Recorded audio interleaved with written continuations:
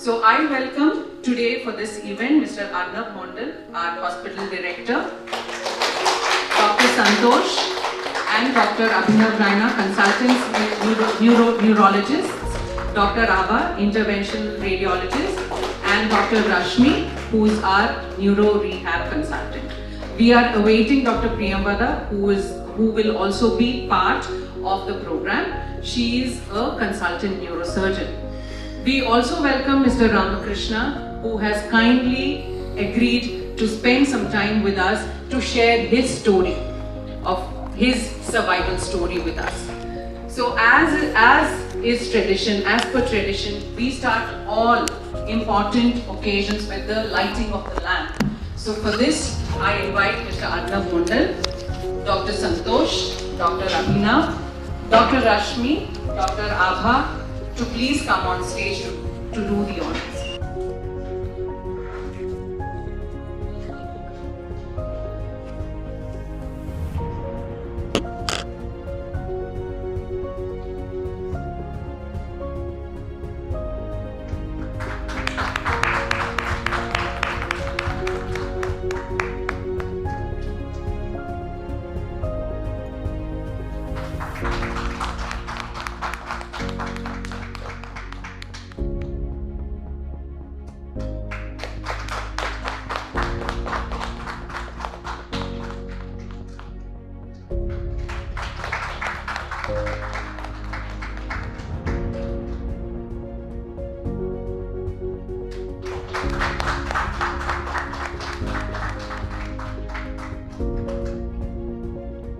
So we shall start today's session with a few opening words from our hospital director, Mr. Arnab Mondal.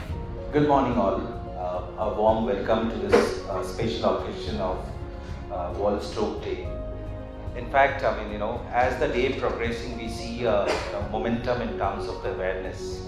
The basic idea to start this particular day was to create a huge awareness amongst the population. And rightly so. If you look at last 4 or 5 years, there is a huge incremental instances of the strokes, and especially in context of Karnataka. In a year, 10 years time, per 1 lakh population, the number of stroke cases improved from a 93 to a level of 108 or 110, which is fairly about 15% jump in terms of the number of strokes which is happening. I think it is significant. Possibly there are a lot of outliers or whatever clinical reasons. We have got very able clinicians to talk about it. But what I understand, the lifestyle is and the pollution is one of the reasons which possibly made this difference. If you look at it, Delhi, in terms of the size of the total state, is almost 1/10 of Karnataka, but it is actually appearing in the highest stroke cases or second highest stroke cases in the country. We among 31, 32 states, somewhere figuring around 9th, 8th standard. Now these numbers are not good. I don't think it creates a positive impact anyway. But yes, I think it is preventable through huge amount of awareness and possibly the golden hours, what we keep talking about, the stroke prevention. I'm sure the clinician will throw a lot of light, but what we all wanted to absorb as the day of awareness, as the day of putting our effort across to give it back to the community and help saving a lot of life. And if we can save life and add on to that is bringing back to the quality of life, what we need here always. So thank you very much, and I wish you all the best. A great day ahead. Thank you. I now invite Dr. Abhinav Raina, consultant neurologist, to share a few words with us. Stroke is an ancient disease. It is not something new. This disease was with us since time immemorial. Why we are celebrating 29th October as a stroke day? It all started, I want to say a few words on that. It all started in 2004 when the World Stroke Congress put this day as 29th October as a World Stroke Day. Why? Previously we didn't, once the patient would develop a stroke, it was a dead story, a disability, loss of money, income, and stroke was considered not treatable disorder. But in 2003, a drug called Altiplase came in the market, which was path-breaking. First time a new drug in centuries showed stroke symptoms can be improved within hours, within days. And 2004, World Stroke Congress decided to celebrate 29th October to raise the awareness of stroke. Patients should come as early to the hospital with the stroke so that this drug can be given. And in the last 10 years, a remarkable improvement in terms of the treatment with mechanical thrombectomy has come, which has drastically improved the stroke. So hence the stroke awareness is even more critical in the community. Just like heart attack, any patient develops a chest pain, he or she knows they have to rush to the emergency. Same way, it is quintessential that people understand the symptoms of stroke so that they run immediately to the emergency to seek help. Because the golden hour, the precious time, which is the theme of the today's 29th October World Stroke Day's theme, we can make a difference in the life of a patient with stroke, and we can reverse the symptoms of stroke.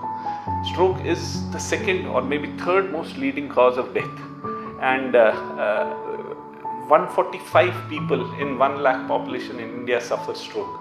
So it is quintessential that we celebrate this day and we put in a message across the community. We make them understand the symptoms of stroke, and we highlight the treatment options. And such remarkable treatment options are available. But time is the essence. Once that golden hour is gone, we can't do much. So it's very important that we celebrate and we put in a message of awareness, stroke awareness and golden hour among the community. Thank you. Already Dr. Abhinav has explained about the importance of Stroke Day and the essence of Stroke Day celebration. Now, has like heart attack, any patient when they present to the hospital as early as possible, we can treat them and improve their quality of life. So, improving the quality of life is less hospital stay, more independent life, and they can do all their activities without anyone's help. If they are back to their normal work within a week or 10 days, there is nothing like that. So now the treatment, there is a drastic change in the treatment modalities where thrombolysis helps to dissolve the clot, and one more technique called as thrombectomy where they can be done within 6 hours of arrival to the hospital, where the clot can be removed and the vessel can be recanalized and reperfused. The stroke will be very less in size in MRI as well as CT scan, and patient will be more and more independent and he can carry out his day-to-day activities. So there is nothing like treating the stroke and the satisfaction that we get and more confidence in the patients with stroke survivors. Thank you. I shall now invite Mr. Ramakrishna, the consultants present here, to please come on stage for the focus group discussion. From him, his survivor story. Hello everyone, and good afternoon. My name is Ramakrishna and I'm a kid of so just I would like to share my thing. I'm an IT guy working for Capgemini at the time. I was a project manager. So I didn't notice actually, like maybe it was because of my stressful life, working hours, no discipline, habits, food habits or something.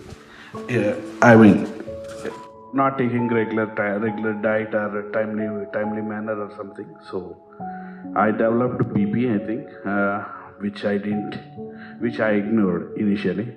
So which finally led to stroke without any symptoms. Like I am not able to identify any symptoms related to either BP or stroke related. One day morning, suddenly I started choking, like not like my legs, left hand side part is not working correctly. It was on and off. So I went to my family doctor that same day. So I took an MRI and doctor said there might be chance of stroke. It might come anytime, be prepared. So we are that much only one day, that in the morning, and I came home, I just relaxing at home, but at night, like around 10 o'clock or something, I started like on the bed, I'm not able to move to other side, like I felt immediately. So anyhow, that time, initially the family doctor who he suggested me, like there might be chance, he asked me to rush to the hospital. So, and this is the Manipal is the nearest hospital for me that time, and I immediately midnight, like within like prior to what the doctors have said, like golden hour, whatever it might be. So the 2 hours I was like in 45 minutes I was in the hospital and rest, yeah. So like what happened is like 5 days my left hand side is paralyzed, and yeah, with the treatment and all the things, yes, it took like 4 to 5 months to completely recover. Now I'm 100% fine. Like I didn't expect it. Maybe Dr. Santosh, he has to tell. He used to like throw challenges like you can do it, you do this stuff, that kind of things, moral support, and I'm very, very thankful to him for that. Not only for treatment and for moral support as well. So thank you. That is my story. Thank you. I think his story resonates with most of us who lead a life like he does, busy, no time for food, grab whatever comes to our hand in the middle of the night, get back to work, no sleep, lifestyle diseases develop, then we go into denial mode. We try to postpone treatment, and then something grave like a stroke. At least he went to the doctor the moment he felt something, and he was forewarned, right? So for him, that's the golden hour. And of course, then the doctor stepped in and he helped, and he shared with me that he did a lot of things on his own in terms of changing, altering his lifestyle, getting in workouts, and probably that also helped him on his way. So the human spirit goes a long way in helping you along. So I would now like to take on this discussion to Dr. Santosh. If you can just share with us the kind of strokes that are there, and whether golden hour varies between these two kinds of strokes, and how one can identify what stroke it is, and what is the treatment period for these different kinds of strokes. Commonly stroke is related to the brain, because most of the patients, general public, whenever we say stroke, they'll ask whether it is related to the heart or brain. So from that basic point that stroke is related to the brain, where there are two types of strokes, basically ischemic stroke, which constitutes the major chunk, which is 85%, where the blood vessel gets blocked and the brain distal to it will die subsequently. Second form of stroke, which is 15%, that is hemorrhagic stroke, where the blood vessel bursts and blood oozes out of the into the brain.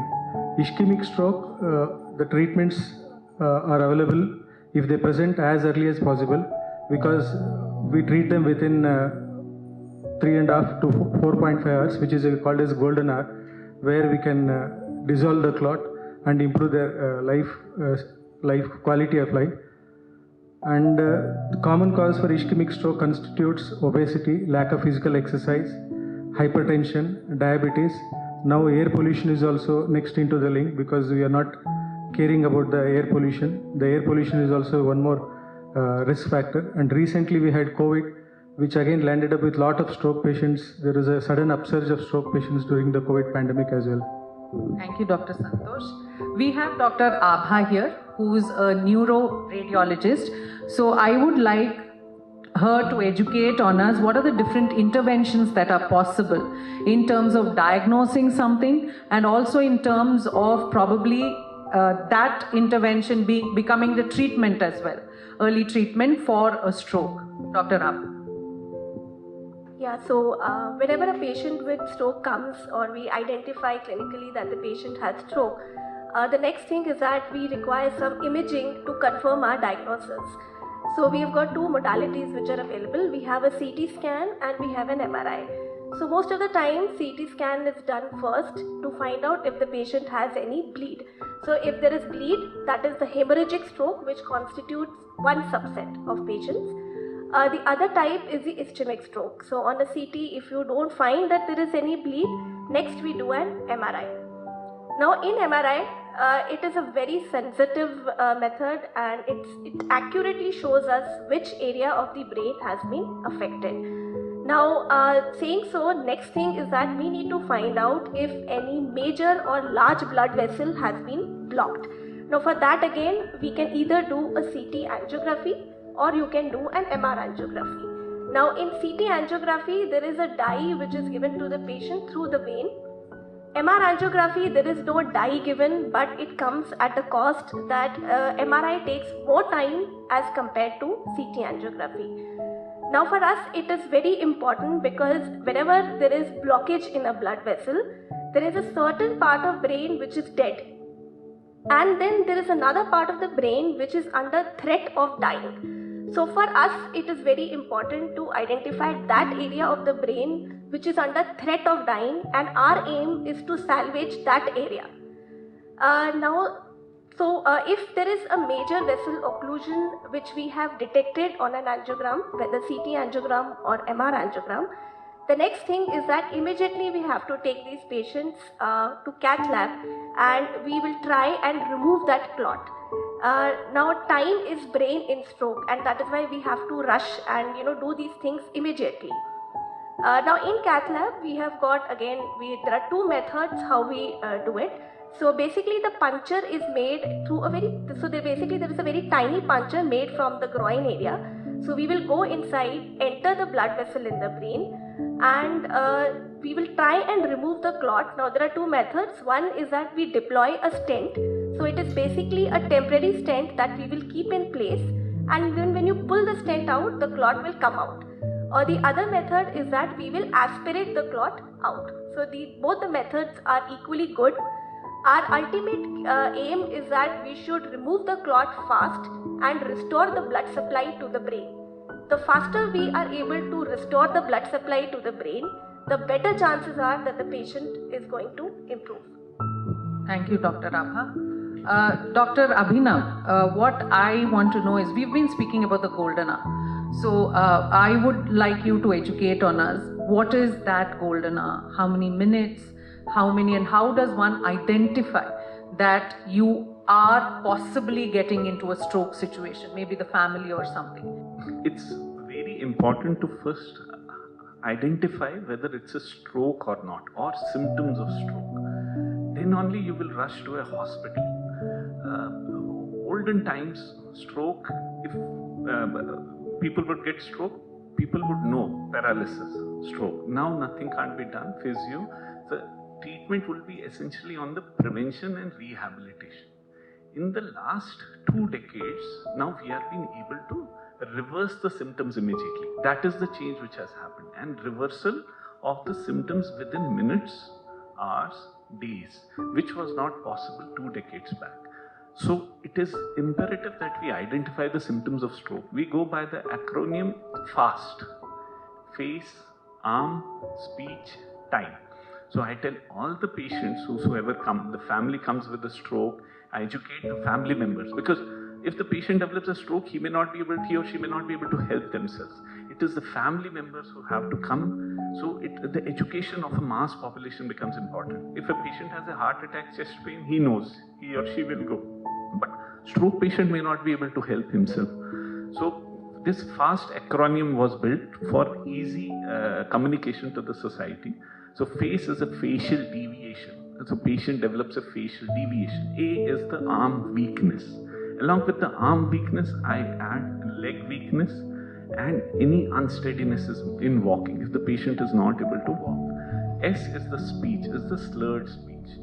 And T stands for time. All these symptoms start suddenly. If any patient develops facial deviation, slurred speech, arm, leg weakness, unsteadiness in walking, which is relatively acute, sudden, within minutes, hours, patient should be rushed. These are the signs of stroke until proved otherwise, and they should be rushed to the hospital, nearest hospital, which can do a acute stroke management without wasting even a minute. That time T stands for the window period. So it is up to 4.5 hours for a clot busting medicine which we can give, and it goes to 6 hours. And US studies have shown up to 24 hours in certain select patients. But it doesn't mean if my stroke symptom starts now, I have 4 hours for me. As early as possible. If the patient reports within an hour and the artery is opened, you see 1:1 benefit. If that same delay happens, the benefit starts reducing. So as early as possible, not to the clinic, to the center, to the hospital, which does the acute stroke intervention. So acute stroke intervention reversal, opening the artery, opening the vessel, which has come in the last 2 decades, is pivotal. In certain select patients, we can do that. And so that's the golden hour or the golden window period, which we call it. Thank you, Dr. Abhinav. So for all of us, fast means really fast. It is not face, arms or anything. Quick. Get to the hospital, which can, that is the most important thing, which can help you identify it's a stroke and then initiate treatment immediately. So that is something that I think we as working in the hospital should be educating our near and dear ones and our acquaintances on. So Arnab just shared with us in his opening speech that the age groups with the onset of COVID, probably with the changing lifestyle, the demography has changed. The demography that falls prey to stroke has changed. So I would like Dr. Santosh to kind of help us understand that. Previously, stroke was seen in elderly population. Above 65 years, the stroke was seen. Now it is more and more seen in younger individuals because of the lifestyle changes. And it is more commonly seen in urban rather than rural population, probably due to stress and other factors as well. And there are again rare causes in younger individuals which can attribute to the stroke. If they have any clotting abnormalities that can cause clotting of blood vessels spontaneously and can cause stroke in younger individuals, which needs special mention and special investigations so that that can be prevented in the future as well. Dr. Rashmi, you being a consultant in the Department of Neurorehabilitation, please take us through what are the different kinds of rehab that one can undergo or for once this acute treatment is over. And does it always mean long periods of rehab, or are there, depending on what kind of stroke, are there even shorter periods? Rehab here in Manipal Whitefield for stroke or any acquired brain injury starts very early in the acute period, even if the patient is in the ICU. Like we know, our brain controls everything, the way we think, the way we speak, the way we understand, the way we move, everything is controlled by your brain. So depending on the area of the brain that is affected, we see different type of impairments that are visible to us. Weakness is something very commonly seen that everybody understands. Speech is something that is seen. When we say speech and language, it's not just what the words coming out of our mouth. It also involves a huge ability to understand spoken language. Okay. So someone who doesn't understand will not be able to communicate back. Brain controls our movements, our balance, our vision, our basic coordination of vision, our breathing, our heart functions, our autonomic functions. So once an individual has a hemorrhagic or a large infarct or a stroke, it is not just the weakness that we battle everything that is involved. So that is why we start very early in rehab. Even if the patient is on a ventilator in the ICU, it is time tested and shown that earlier the rehab starts, the better the outcome. Once they are medically stable, where they don't need any acute life support interventions, even basic range of movement exercises is known to help them recover faster. Okay, if they are on a ventilator, then it's a whole different ball game. Physiotherapy helps in weaning them off of the ventilator. So somebody who's off the ventilator and is medically stable, they say if this happens within 24 hours, the outcome of a stroke is best when the patient is moved out of the bed, even to a sitting position within the within the first 3 days. That is within the first 72 hours. Okay. What is the basic goal of rehab? Okay, because the areas involved are so different. Just physiotherapy doesn't help. You need specialized care providers who intervene in different areas.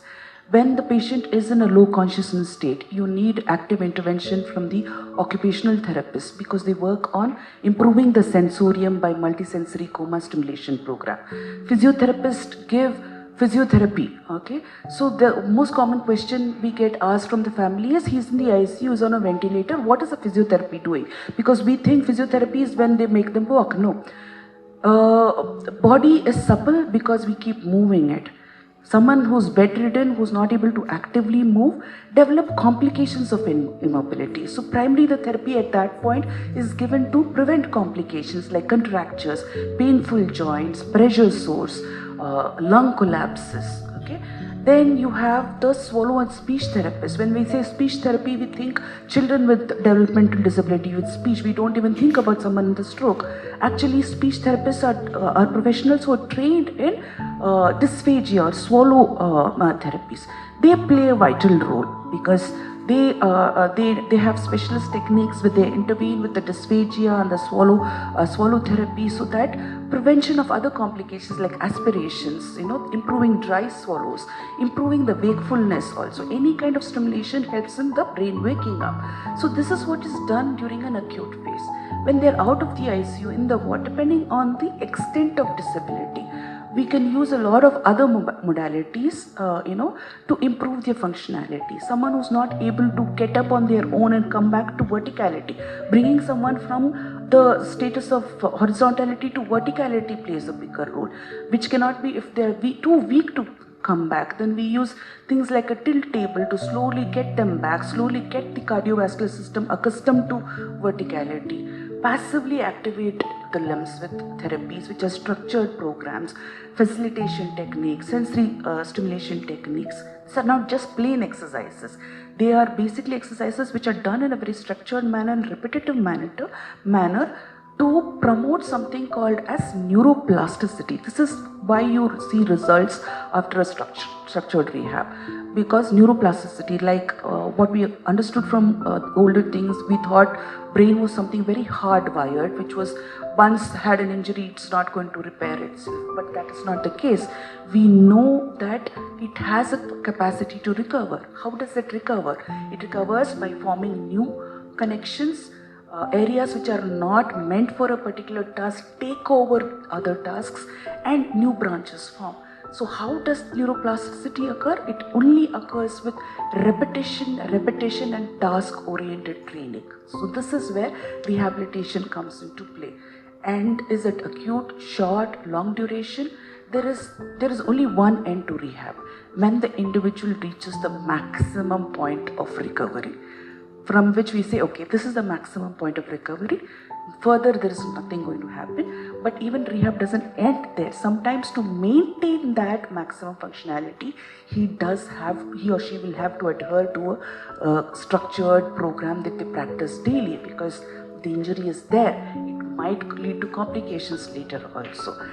Somebody who has a very minimal, the weakness, just one area of speech affected, just some finger grip affected, they probably recover much sooner, take a few months. But rehab, not less than 3 to 6 months, depending on the severity of stroke. We say 3 to 6 months is the primary, very golden period for rehab, where we see the maximum recovery happening.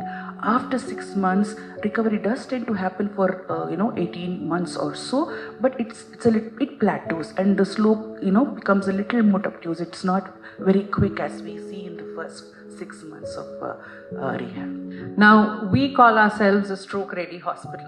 So I want Dr. Abhinav to tell us what does stroke-ready mean and what it entails for the patient when he comes to the hospital thinking we are stroke-ready and we are there for them. Stroke-ready hospital basically means there is a dedicated stroke management program, stroke team, and acute stroke. And it caters to 3 aspects. One is the acute stroke intervention, that is opening the artery. Second is the identifying the etiology, the cause of stroke. For that, the dedicated team and the investigating tests which are required happen in the hospital. Third is a physio and a rehab.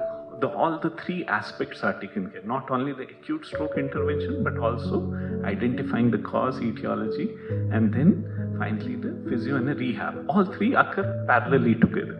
For that, acute stroke team, which comprises of number one, a neurologist, a dedicated, providing 24/7 care at any time of the day or night. Then we need an interventional neuroradiologist who can go directly intervene, do a mechanical thrombectomy. Third, we need a neurosurgeon, a very essential part, to handle so-called malignant infarct, complications of that, and neurosurgeons primarily play an important role in hemorrhagic stroke. If there is a bleed, that is primarily their prerogative. Fourth, we need a dedicated ICU with a dedicated ICU, stroke management beds, a dedicated stroke nurse, and an ER team which is primed to sail. Along with that, the physio is done by the physio and a rehab team. Also, for Holter, for echo, we need a dedicated support of the cardiologist. So it's a very large team. It's a team effort. And because of the team effort on you can show dedicated, improved outcomes in stroke. And there is a study, proven study done by the European Stroke Congress, which showed that if you have a dedicated stroke team management with the audits every month trying to improve door to needle time, a dedicated physio rehab team, stroke nurses trained in that, your outcomes of stroke will improve by additional 20 to 30%. So it's a dedicated stroke team running 24/7 is a critical part of acute stroke management. I would like Mr. Ramakrishna to share with us what support meant for him in those 4-5 months from his family, friends, from the doctors. And I would like you to close with those thoughts and a message for all of us. It was like a painful procedure, the time which happened. Actually, like I was like 36, 37 years that time. I have one kid, so he is very small. So, and while treating even doctor, he knows that I was literally in tears. That I didn't do anything for my family till I don't know what happens next. So he was morally supporting that time. Don't worry, it's common. You will be all right and all. A little bit slow down. Like I felt like one part of my body was resetted. It's like newborn babies, no strength, nothing. I was even in office. They used to feel like a fit guy. How come he walking with that crutch? All these things. But I slowly started working out again, taking good amount of sleep, good diet. Anyhow, when eating like all the left out all the food which I used to eat or junk food kind of thing. Started meditating. I pushed myself for that couple of months. Once slowly it started the improvement, like okay, the results are good. Frequent checkup again. I mean, once it's done, you moved out of the hospital means it's not done. So you have to frequently come and check up where we are standing, what is our status. So because the doctors knows better there. So what are the improvements required? So where I got good guidance, what needs to be done and all. It was good, great in Manipal. And I'm very, very thankful to Dr. Santosh as well and his team. I don't want to say one person because all his team, they helped me. they helped me to recover. And now I feel like I'm 100% back. I'm working as usual. I drive my car. So it's not an automatic, sir, again. It's a manual. So in this traffic, I have to change gears and all. So I'm acting fast. My legs are moving good, legs and hands. So thank you. Thanks for the hospital. Thanks to doctors. We are very proud of our dedicated women empowerment. We have very few interventional neuroradiologists in the countries. You can count them by hundreds. And I think Dr. Abha is one of the very few women in that field and is doing a remarkable work. Without an interventional neuroradiologist, the stroke team can never be the stroke team. She's a very dedicated part. Dr. Rashmi, it's effortless to talk to her. She understands each and every aspect of neuro rehab. We don't have to tell her. She helps us out with everything. We just give the patients to her and she takes care of everything. We are blessed to have both of them. Thank you so much. So I think what is really important is that the patient reaches on time at the right place, which should have a dedicated stroke unit. You should have a person who, a dedicated ER team. We have a dedicated ICU team, neurology, neuroradiology, neurosurgery. So I think reaching the right place at the right time is the most important thing in stroke. Yeah, thank you. So with those closing words, I bring the curtain down on this discussion. I would invite Dr. Abha to please present Mr. Ramakrishna with a small token of our appreciation.